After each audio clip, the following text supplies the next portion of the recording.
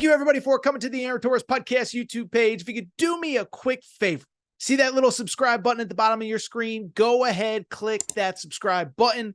Really does help our channel grow, our audience grow, and I really do appreciate it more than you know. So click that subscribe button. Appreciate your support. Now, here's the video that you came here for. Want to go ahead and get to some late breaking news. It's actually on the basketball side, not football side. We haven't done a much basketball stuff here on the Aaron Torres Pod and Aaron Torres Pod YouTube channel just because, bluntly, there hasn't been that much to talk about. But I promised you if basketball news broke, we were going to cover it. And there was certainly an interesting thing that happened just moments ago involving a basketball recruit that we have talked about a ton here on the Aaron Torres Pod and Aaron Torres Pod YouTube channel. And that is a player by the name of Jasper Johnson. Jasper Johnson, five-star guard, originally from the state of Kentucky, played last year at Link Academy in Missouri, going to overtime elite this year. But I bring it up because we've talked about him a ton simply because there's been a lot of movement in his recruitment, probably about the last 8 weeks or so. Right after Peach Jam, mid-July, he cuts his list to 5. It is North Carolina, Alabama, Kentucky, Louisville, and Arkansas. But even at that time, it felt like a 3-horse race between Alabama, North Carolina, and Kentucky. And as I told you, basically in late July, early August, it actually felt like more of a North Carolina versus Alabama recruitment, despite the fact that this kid was from Kentucky. At the same time, what I can tell you is that while I was on vacation in mid-August, my phone starts blowing up. And I had people telling me, Torres, I think Kentucky might be back in the mix. I think Kentucky might be the favorite. As a matter of fact, we talked about it on this channel. Want to give credit where it's due.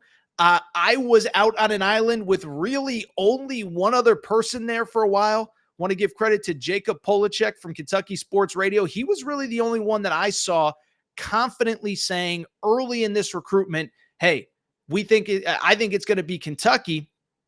And like I said, I think I probably put my neck out on the line outside of Jacob before anybody else, certainly on the national stage. Well, I bring it up because nothing was really official until just moments ago when Jasper Johnson, 5-star guard, class of 2025, commits to the University of Kentucky, baby. That is right. Shout out to Mark Pope, who for the second time in a month not only picks up a major recruit, but a major in-state recruit that will help him win immediately in 2025, 2026. So I got nothing else to say other than shout out to Mark Pope. By the way, you can always get your Hope in Pope t-shirt that is available at AaronTorresOnline.com. All right, let's go ahead and get into this recruitment because to me, I kind of have, there's some stuff that happened behind the scenes that I wasn't comfortable sharing maybe a month ago, 3 weeks ago, 2 weeks ago that I can share a little bit more of now. Let's go ahead and dive in and tell you how it really went down. So like I said, early in this recruitment, it felt like an Alabama, North Carolina type recruitment. Bottom line is there were 2 reasons for that from the beginning. The first is that bluntly, Hubert Davis and his staff, Nate Oates and his staff just had more time to build a relationship with this kid. They've been recruiting him probably since the end of his freshman, beginning of his sophomore year. Now, I know coaches can't technically reach out till a certain point, but the bottom line is they have been on him for about as long as you can be on a recruit. Mark Pope, not his fault, but comes in late in the picture, right? Doesn't get the job until April of this year, trying to put together a roster for the 2024-2025 season. And it's not that Mark Pope didn't make him a priority, but there's only so many hours in the day. And so you start late, you have to fill 13 scholarships. I guess he only technically filled 12 or whatever. I don't know whatever. But the bottom line is he had to put together a roster for this year. And so it wasn't Mark Pope's fault, but he was just behind the 8 ball in terms of relationship. The other thing, I'll just be transparent. I was told it was a little bit of an NIL thing. I was actually told North Carolina offered the most money. Alabama, I think a lot of people thought was the leader, but North Carolina was out in front in kind of the NIL race. And I'll be transparent. Kentucky was just behind in that part of the recruitment. And again, it's not a Kentucky thing. It's not a Mark Pope thing. It's not a the program's broke thing. But Mark Pope and his staff kind of operating with an idea of essentially like, this is what we think our sort of budget, if you will, is for the 2025-2026 season. And so we don't want to start spending all our money, in October, in September on a freshman when we have to go and put together a roster in April. And by the way, we're losing 7 seniors off this upcoming team. So we're going to have to hit the portal. We just can't spend all of our money right now. So that was why, up until about a month ago, I think Kentucky was a distant third in the Jasper Johnson recruitment. But as I said, I was on vacation. I was actually, my wife's originally from Guatemala. We were traveling with her family in Guatemala. My phone starts kind of blowing up in mid-August. And what I was told was 2 things really changed. And again, these are the things I can kind of share now. First off, I think the Kentucky boosters made it clear to Mark Pope, hey, let's not lose this guy over NIL, right? We know what your budget is. We know what we have told you. And we don't want you going crazy spending all this money on players that aren't good. But if you think this player is good, we're obviously willing to be a little flexible on the budget, especially because this is a home state kid. Why are we going to let one of the best high school players from Kentucky in the last probably 20 years, this century, probably one of the better high school players from Kentucky, we're going to let him go to North Carolina over a couple $100,000 difference, and I've said this before. People say, oh, he's not getting a couple $100,000. The point I'm trying to make is let's just use round numbers. Let's say North Carolina was offering $1 million and Kentucky really didn't want to go past 600,000 or 650,000. I think the boosters got to them. And by the way, those aren't the actual numbers. I'm just giving you hypothetical numbers. I think the boosters got to Mark Pope and basically said, if it's a couple $100,000 difference, don't lose this kid. If you think he's good enough, we want him to be a Wildcat. So one, I think the NIL money got right. It got closer. I think the family, to their credit, said this isn't going to be strictly about NIL.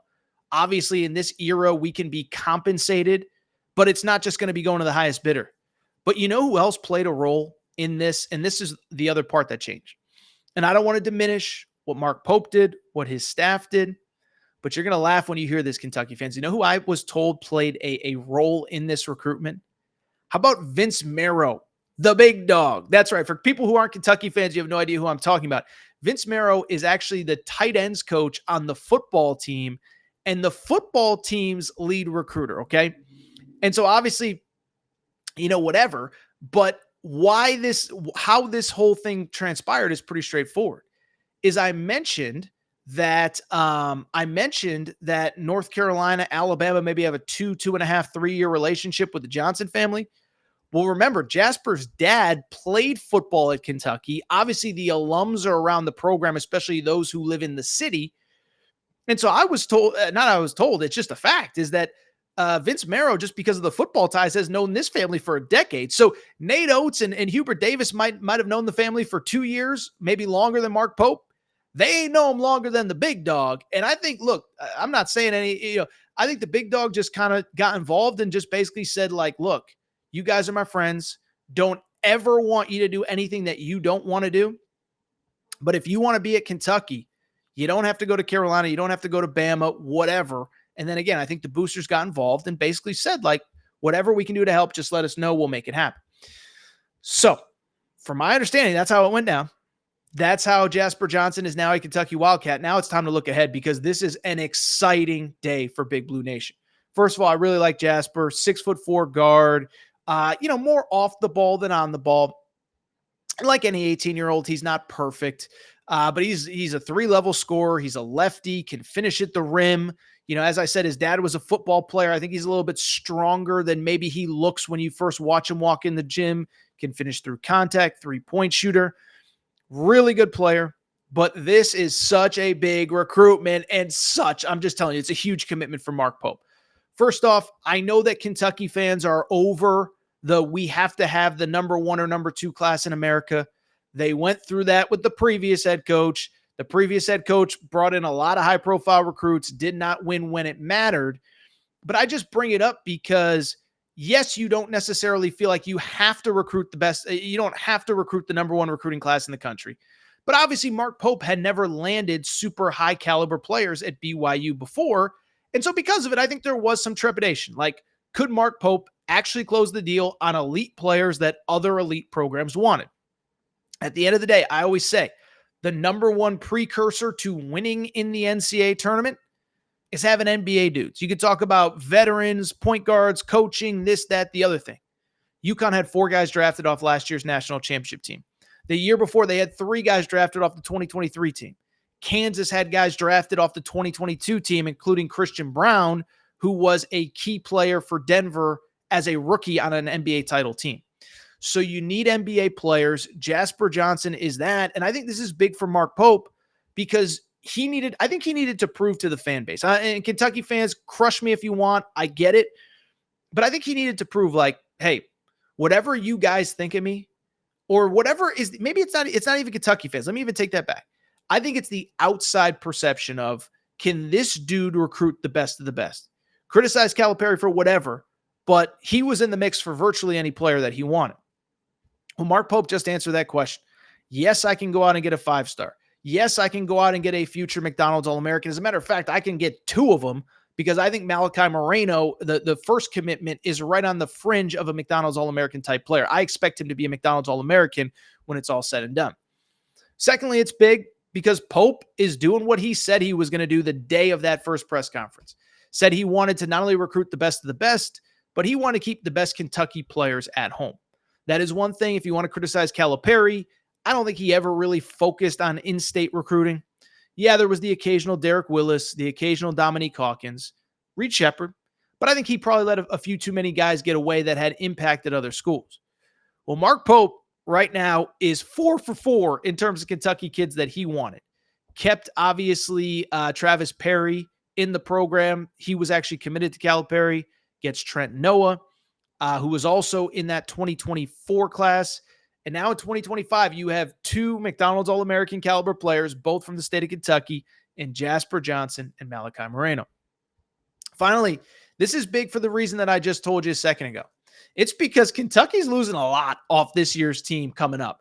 Remember, this Kentucky team that we are about to watch take the floor in just a couple months, this Kentucky team is going to lose 7 fifth-year seniors. 7 fifth-year seniors off of next year's team. And so, again, Mark Pope isn't going to bring in 7 seniors to replace them next year. You're going to go to the portal and get some impact guys. You're going to hope that the 4 or 5 guys that are in the program that are not graduating develop and stay. The Brandon Garrisons, the Colin Chandlers, the Otega Oways, and of course, Travis Perry and Trent Noah, as I just said.